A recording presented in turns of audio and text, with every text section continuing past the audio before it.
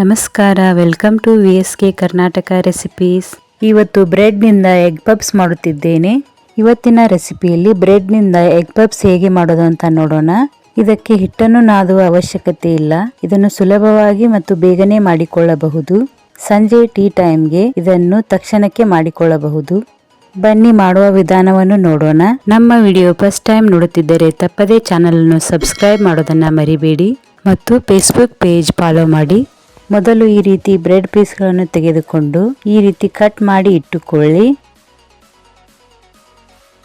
ಈಗ ಒಂದು ಪಾತ್ರೆಯಲ್ಲಿ ಸ್ವಲ್ಪ ಎಣ್ಣೆಯನ್ನು ಹಾಕಿಕೊಳ್ಳಬೇಕು. ಎಣ್ಣೆ ಕಾಯ್ದ ತಕ್ಷಣ ಸ್ವಲ್ಪ ಜೀರಿಗೆಯನ್ನು ಹಾಕಿಕೊಳ್ಳಬೇಕು. 2 ಕಟ್ ಮಾಡಿದ ಈರುಳ್ಳಿಯನ್ನು ಹಾಕಿಕೊಂಡಿದ್ದೇನೆ. ಈಗ ಇದನ್ನು ಚೆನ್ನಾಗಿ ಫ್ರೈ ಮಾಡಿಕೊಳ್ಳಿ.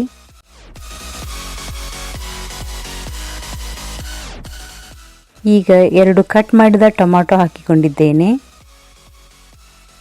ಇದನ್ನು ಸಹಿತ ಚೆನ್ನಾಗಿ ಫ್ರೈ ಮಾಡಿಕೊಳ್ಳಬೇಕು.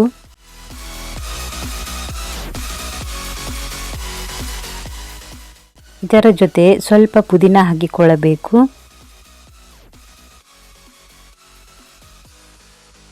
ಇದರ ಜೊತೆ ಸಣ್ಣಗೆ ಕಟ್ ಮಾಡಿದ ಕೊತ್ತಂಬರಿಯನ್ನು ಹಾಕಿಕೊಳ್ಳಬೇಕು.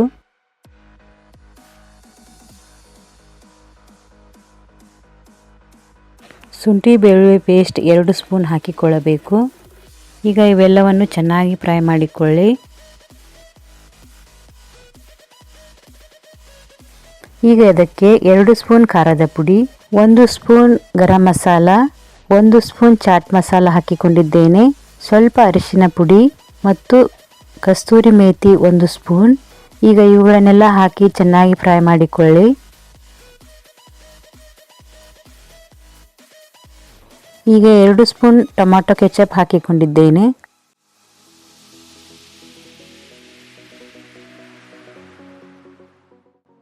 ಈಗ ಇದಕ್ಕೆ ಸ್ವಲ್ಪ ನೀರನ್ನು ಹಾಕಿಕೊಳ್ಳಿ.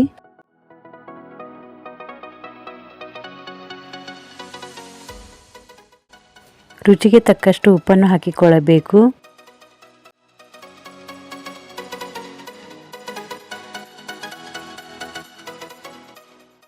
ಈ ರೀತಿ ಎಗ್ಗಳನ್ನು ಕಟ್ ಮಾಡಿ ಇಟ್ಟುಕೊಳ್ಳಬೇಕು. ಈಗ ಬ್ರೆಡ್ಗಳಿಗೆ ಸ್ವಲ್ಪ ನೀರನ್ನು ಹಚ್ಚಿ ಆಗಲೇ ಮಾಡಿದಂತಹ ಮಸಾಲೆಯನ್ನು ಹಾಕಿಕೊಳ್ಳಬೇಕು. ನಂತರ ಎಗ್ಗನ್ನು ಇಟ್ಟು ಇನ್ನೊಂದು ಬ್ರೆಡ್ನಿಂದ ಹೀಗೆ ಪ್ರೆಸ್ ಮಾಡಿ. ಈಗ ಎಲ್ಲ ಬ್ರೆಡ್ ಪೀಸ್ಗಳನ್ನು ಇದೇ ರೀತಿ ಮಾಡಿಕೊಳ್ಳಿ.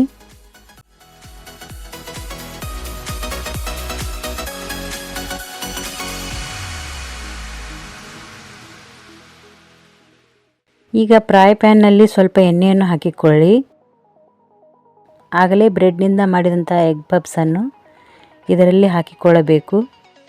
ಈಗ ಇದನ್ನು ಚೆನ್ನಾಗಿ ಬೇಯಿಸಿಕೊಳ್ಳಿ. ಇದರ ಮೇಲೆ ಸಹಿತ 1 ಸ್ಪೂನ್ ಎಣ್ಣೆಯನ್ನು ಹಾಕಿಕೊಳ್ಳಬೇಕು.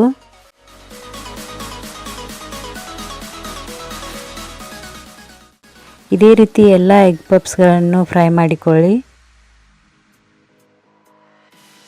ನೋಡಿ, ಬ್ರೆಡ್ ಎಗ್ ಪಪ್ಸ್ ಎಷ್ಟು ಚೆನ್ನಾಗಿ ಬಂದಿದೆ ಅಂತ. ತುಂಬ ರುಚಿಯಾಗಿರುತ್ತದೆ. ನೀವು ಒಮ್ಮೆ ಟ್ರೈ ಮಾಡಿ. ಈ ರೆಸಿಪಿ ನಿಮಗೆ ಇಷ್ಟವಾದರೆ ಚಾನಲನ್ನು ಸಬ್ಸ್ಕ್ರೈಬ್ ಮಾಡಿ, ಫೇಸ್ಬುಕ್ ಪೇಜ್ ಫಾಲೋ ಮಾಡಿ. ಮತ್ತೆ ಹೊಸ ರೆಸಿಪಿಯೊಂದಿಗೆ ಬರುತ್ತೇನೆ. ನಮಸ್ಕಾರ.